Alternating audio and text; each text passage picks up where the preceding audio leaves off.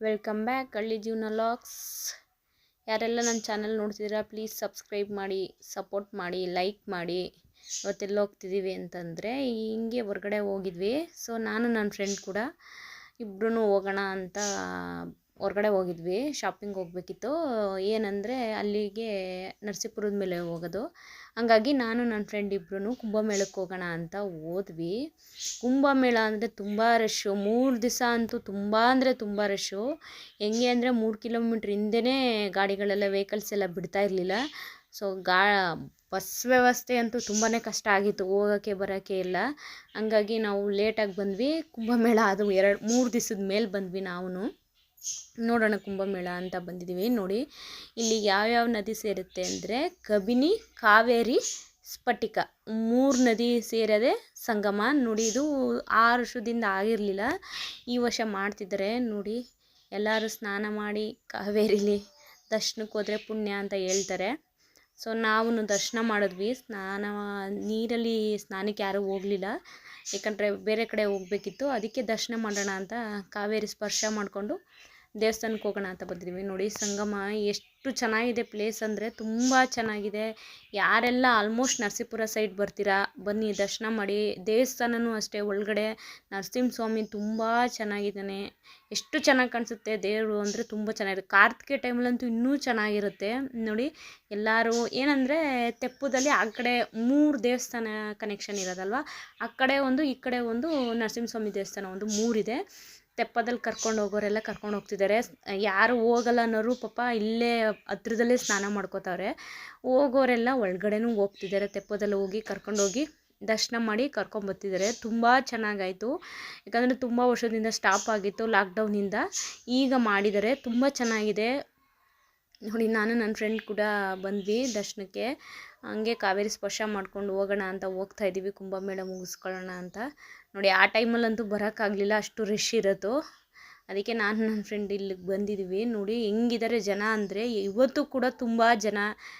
ಎಷ್ಟೊಂದು ಜನ ಪೂಜೆ ಮಾಡಿ ಅಲ್ಲಲ್ಲೇ ಕಸ ಹೂವು ಎಲ್ಲ ಬಿಸಾಕಿದ್ದಾರೆ. ಇದು ನೋಡಿ ತೆಪ್ಪದಲ್ಲೂ ಕರ್ಕೊಂಡು ಹೋಗ್ತಿದ್ದಾರೆ. ಈ ಕಡೆ ದಡದಿಂದ ಆ ಕಡೆ ದಡಕ್ಕೆ ಕರ್ಕೊಂಡೋಗಿ ಬಿಡ್ತಾರೆ ದರ್ಶನಕ್ಕೆ.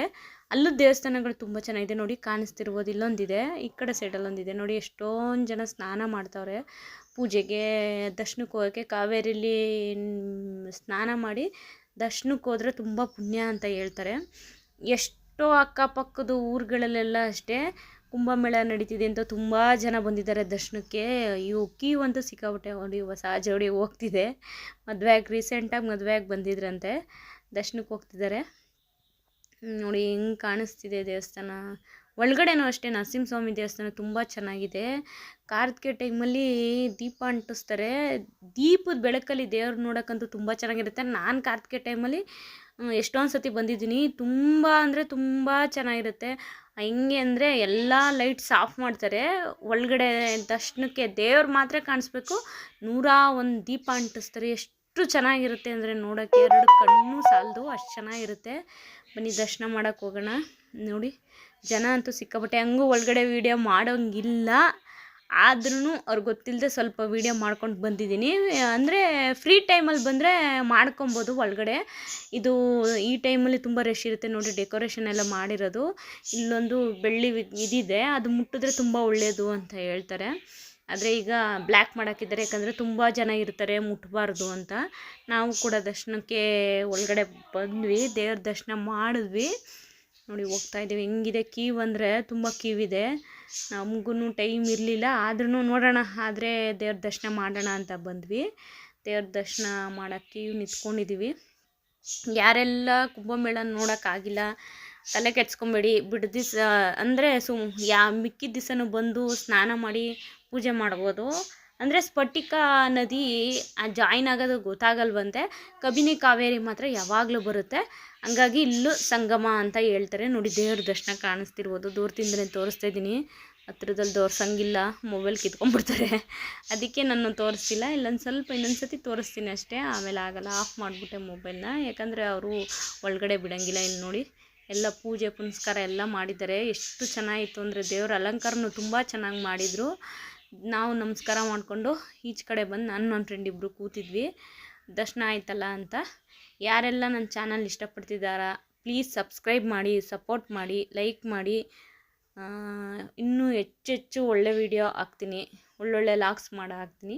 ಪ್ಲೀಸ್ ಸಪೋರ್ಟ್ ಮಿ. ನೋಡಿ ಹೊರ್ಗಡೆ ಹೆಂಗಿದೆ, ಎಲ್ಲರೂ ಪೂಜೆ ಪುನಸ್ಕಾರ ಮಾಡೋದು, ಸ್ನಾನ ಮಾಡೋದು, ದರ್ಶನಕ್ಕೆ ಹೋಗೋದು. ತುಂಬ ಅಂದರೆ ತುಂಬ ರಶ್ ಇದೆ ದೇವಸ್ಥಾನ.